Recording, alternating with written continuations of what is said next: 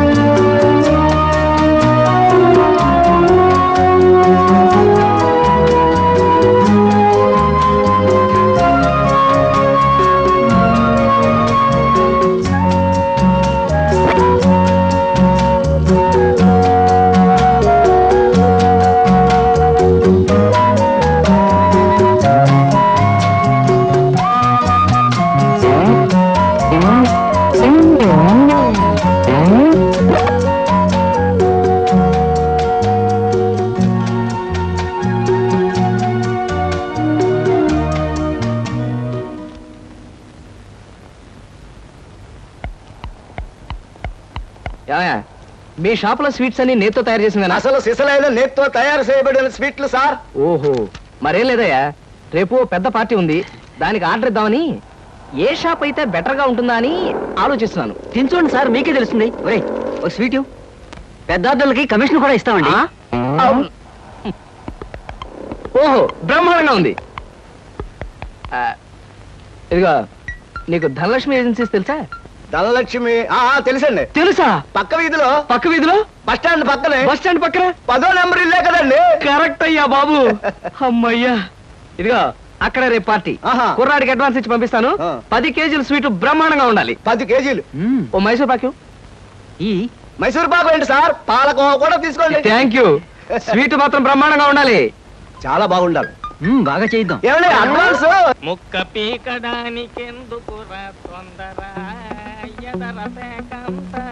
చిందర వందర. ఇదిగో దొంగ కోళ్ళ నా ముక్కలు చూస్తే నేను ఒప్పుకోను. అయినా మీ చేతిలో ముక్కలు పెట్టుకుని నా చేతిలో ముక్కలు చూస్తారేంటి? నా ముక్కలు ఎప్పుడైనా చూసుకోవచ్చు కదరా, ముందు నీ ముక్కలు చూస్తే ఒక పని అయిపోతుంది కదా.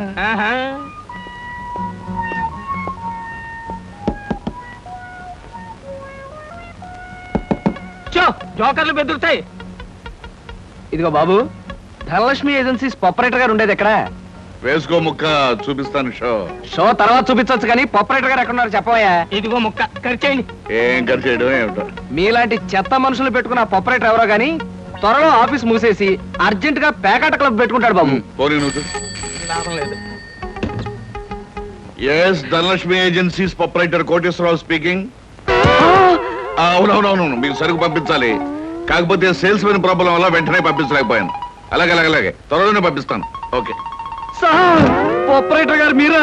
ఈ అవతారం చూసి బండలో తరుకున్నాను, నన్ను క్షమించండి సార్. మన్నించండి, ఆట అయిపోయింది. వీరెవరు సార్? మీ అసిస్టెంట్ మేనేజరా? కాదయ్యా, వీడు నా ప్యూన్ గాడు. నేను ఇచ్చే జీతం డబ్బులు కాక కనీసం నా దగ్గర నెలకి ప్యాకెట్లో 200 రూపాయలైనా ఖర్చు చేస్తాడు. మీరు ప్రొపరైటర్ అయ్యుండి ఆఫ్టర్ ఆల్ ప్యూన్ తో ప్యాకెట్ ఏమిటి సార్?